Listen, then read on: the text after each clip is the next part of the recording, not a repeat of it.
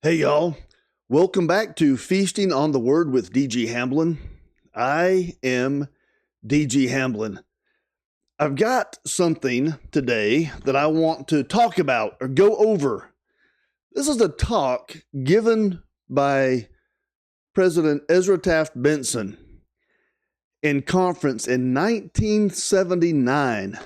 Jimmy Carter, the former governor of my home state of Georgia, was the president at that time. And this talk, man, I read this recently, and I have to say that I don't know, I'm sure there are others, but I was shocked at how pertinent this specific talk is to us and our situation today, right here and right now in this country. So I've got to put on my specs so I can see a little better. Aha.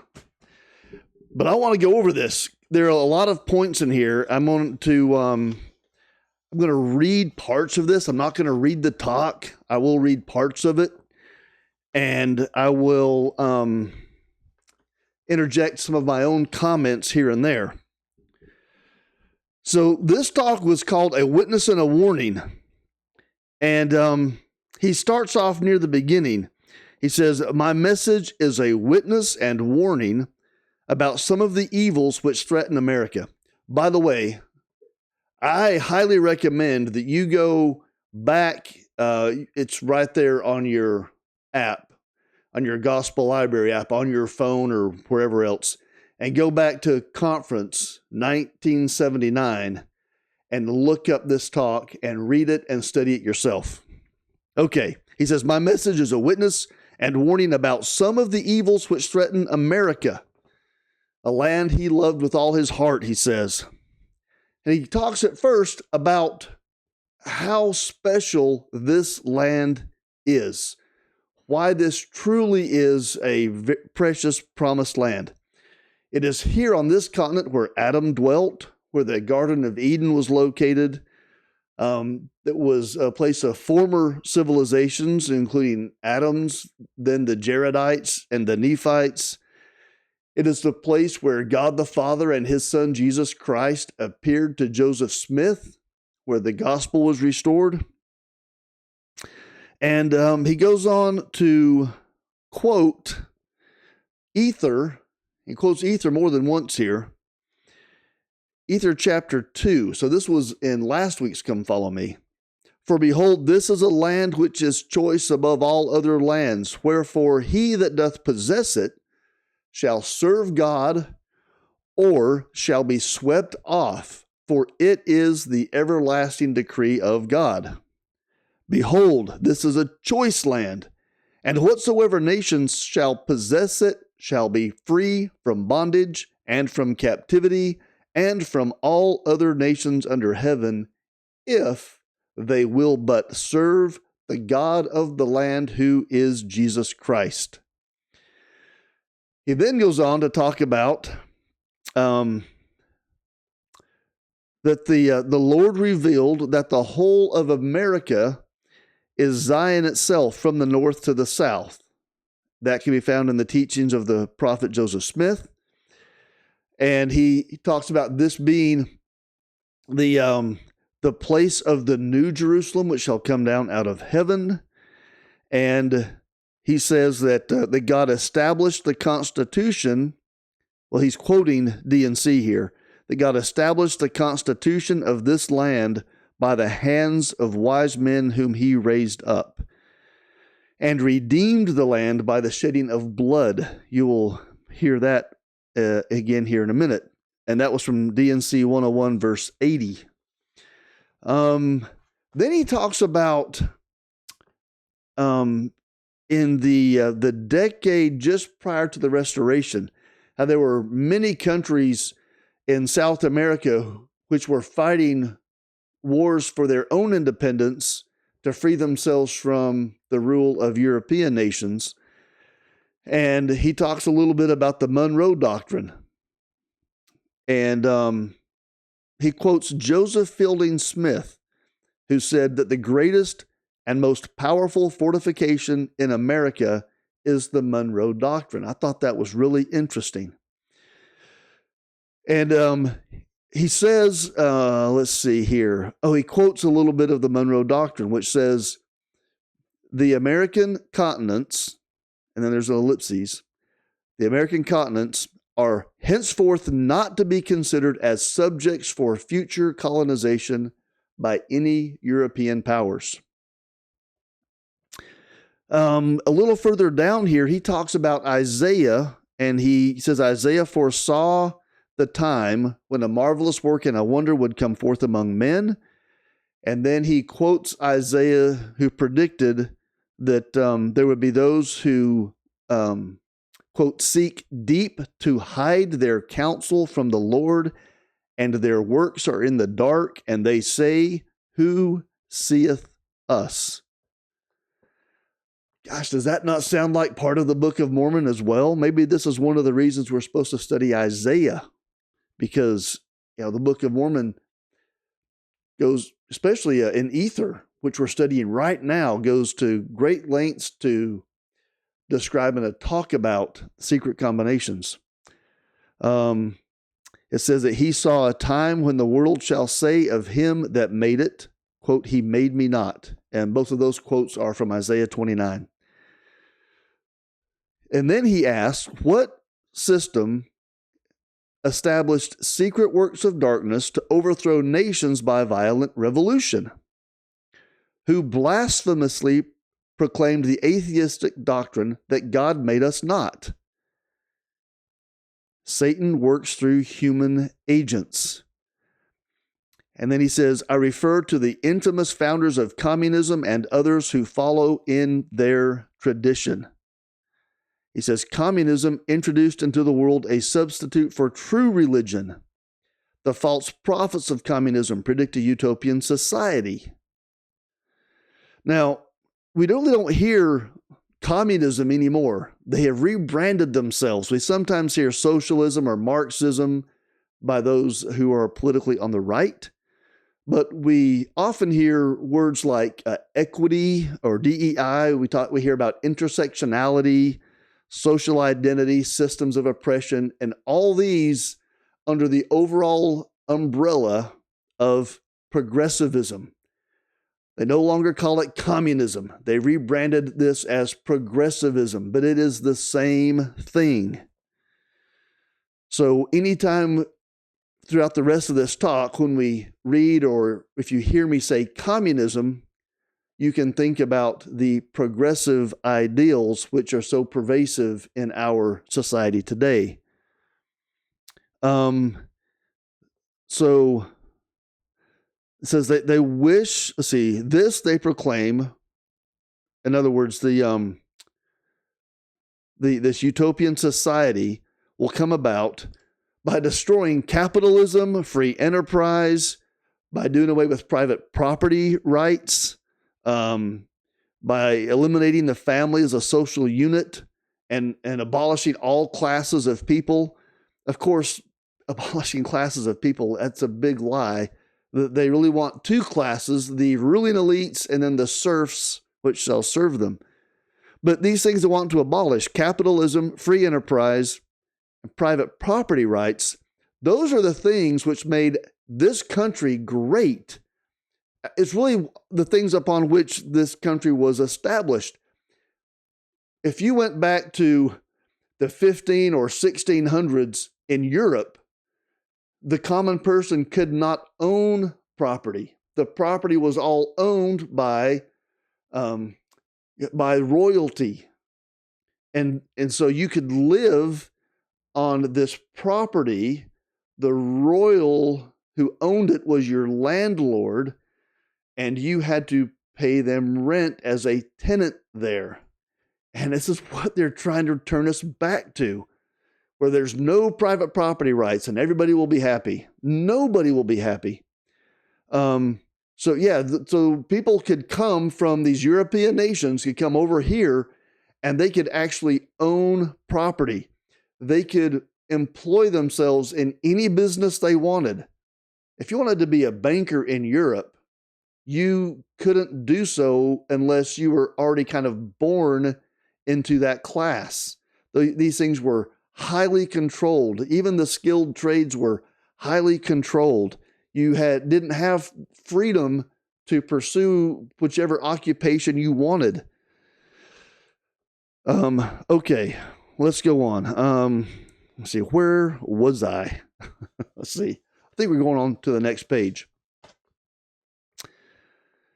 He talks here some about world wars and some of the terrible things that happened even as those wars ended.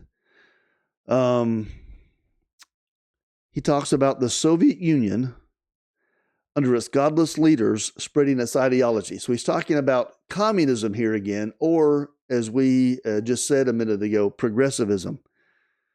So they're using these things in order to try to overthrow free capitalist societies. Trade, war. Man, why do we have certain leaders who are so determined to get us involved in wars all over the place? And it appears as if our current administration is trying to get us involved into a new world war. Anyway, trade, war, revolution, violence, hate, détente, and immorality. And yes, even immorality is a tool of the progressives or of the what we used to call communists. The idea of free love back in the 60s, that was promoted from communist agents. And I know you might think, this sounds a little crazy, but if you'll go, just look up on YouTube, Yuri Bezmenov, and watch his interviews. So he was a defector from the Soviet Union who came to the U.S. He had been a propagandist in the KGB, and he talks about how one of the first things they would want to do is to destroy the morality in society. And immorality, once you start breaking down the morals of a society, as it becomes increasingly immoral, it becomes easier to introduce some of these other ideas and to overthrow that government. And they did this all over the place. Okay, anyway. So you had free love in the 60s, and look at what's going on today. What's being promoted today that's immoral? And there are some people who I am shocked when they start defending the immorality that is becomes so pervasive. Let's see. In July of 1936, July 3rd, 1936, the first presidency published a warning to church members. So this would have been Heber J. Grant, David O. McKay was a counselor, and J. Reuben Clark. Here's the quote. Communism is not a political party. Again, progressivism. Not a political party, nor a political plan under the Constitution. It is a system of government that is the opposite of our constitutional government. Since communism, or progressivism, established would destroy our American constitutional government, to support communism is treasonable to our free institutions, and no patriotic American citizen may become either a communist or supporter of communism. Again, replace that with progressivism. We call it, now, these are not my words. Again, I guess I am changing the communism to progressivism, but these are the words from the first presidency in 1936. We call upon all church members completely to eschew or shun communism, or as I say, progressivism, the safety of our divinely inspired constitutional government, and the welfare of our church imperatively demand that communism shall have no place in America. And again, The communists now call themselves progressives.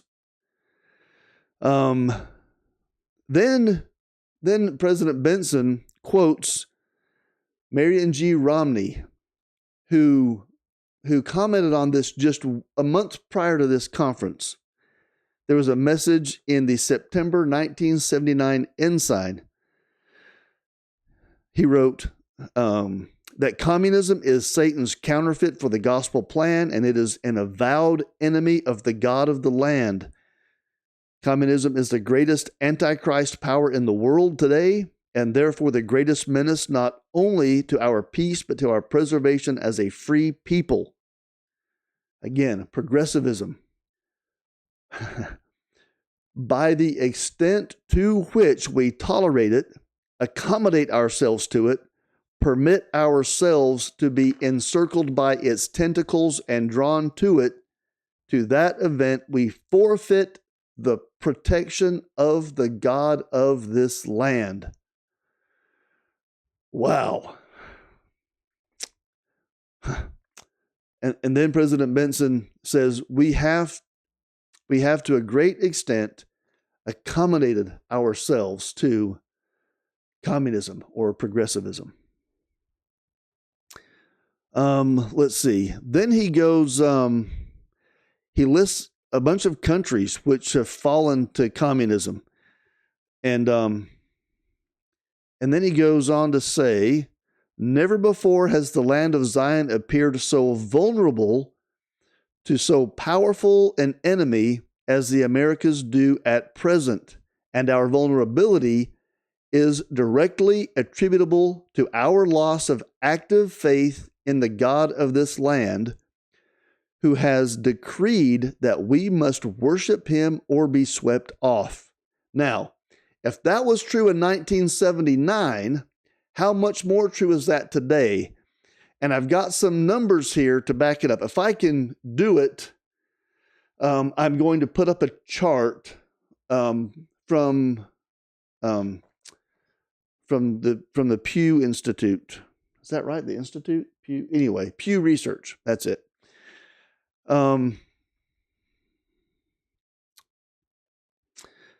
Let's see. He says, unless we as citizens of this nation forsake our sins, political and otherwise, and return to the fundamental principles of Christianity. The last video was about the importance of studying and teaching the simplicity or the foundational principles of the gospel of Jesus Christ. We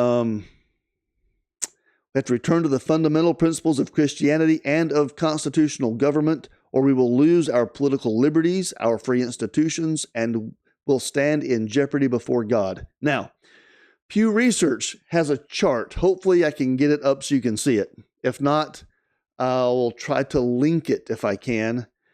But here are the numbers I really want you to understand. So this chart, it charts polls, some of them by Pew and some of them by another, I don't know which organization, might have been the government, I don't know who. But it charts the decline of Christianity in general in our country, starting in 1972 until I think it ends in 2021. And I thought this was interesting. From 1972 up until about 1992, there was a fairly steady 90% of Americans who identified as Christian. And then there's a decline, a fairly sharp decline of about 10 points.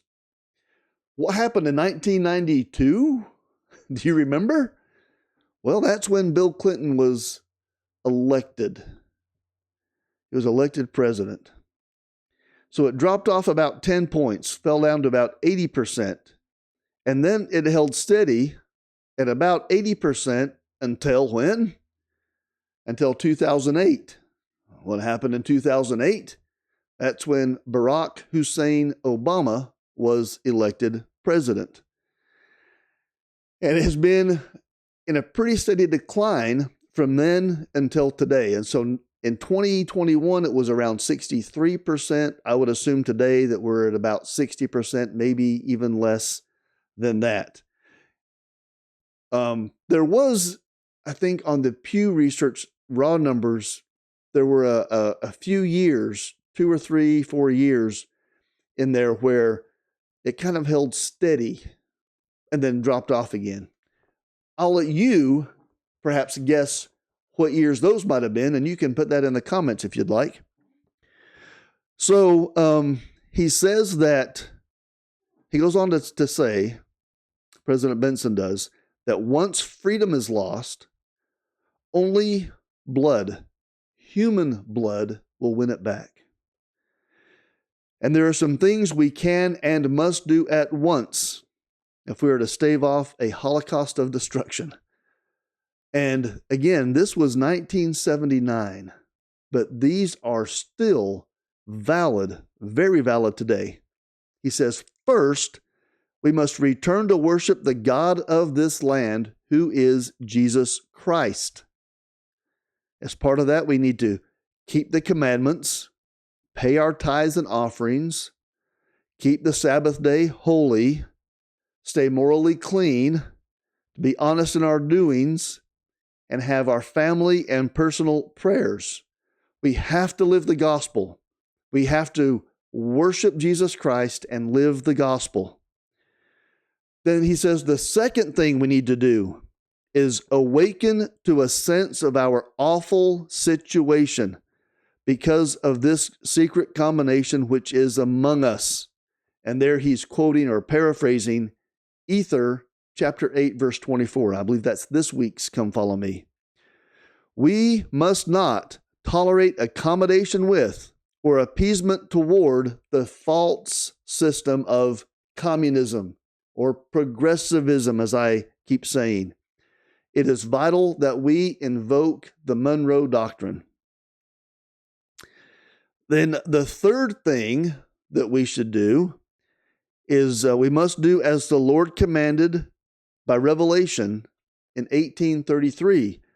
Wherefore, honest men and wise men should be sought for diligently, and good men and wise men ye should observe to uphold. Otherwise, whatsoever is less than these cometh of evil. And I have heard a lot of people talk about the two main candidates we had in this most recent political race for the presidency. And regardless of how you feel about them, personally, there are certainly things that each of the two candidates could improve on. But one of them represents values which are core to the Constitution. And the other, in my opinion, represents values which are core to progressivism. And going forward, we really need to look and balance, I don't know if balance is the right word. We need to make sure that our political beliefs are in line with the gospel, that they are not in line with the progressive ideas of, I'll just say it, of the left.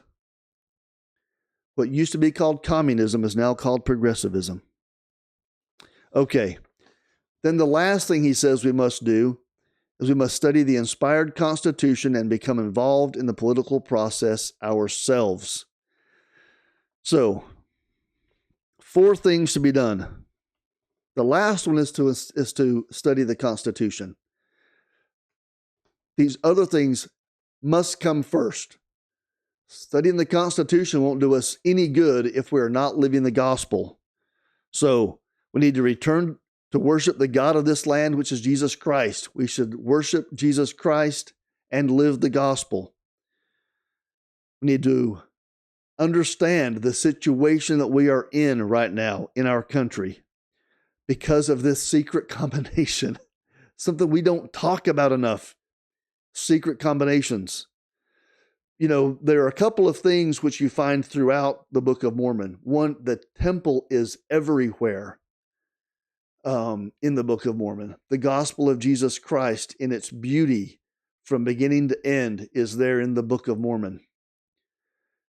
And then the warnings that we see against pride, the pride cycle, but also against secret combinations. And there are warnings there specifically for us in our day not to let the secret combinations get ahead of us or above us. And it just seems to me that that's where we're heading. And these secret combinations are the driving force behind the progressive or communist movement. He says, I fully believe that we can turn things around in America if we have the determination, the morality, the patriotism, and the spirituality to do so. My single-minded concern is for the freedom and welfare of my countrymen and my posterity, the freedom of all men. I love this talk.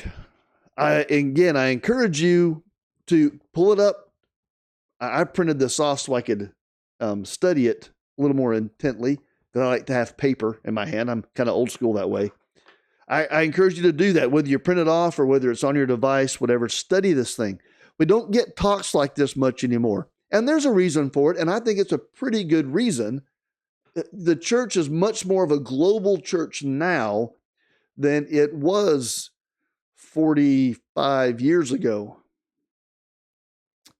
And we have a lot of members of the church in countries where communism is the communist governments, totalitarian style governments exist.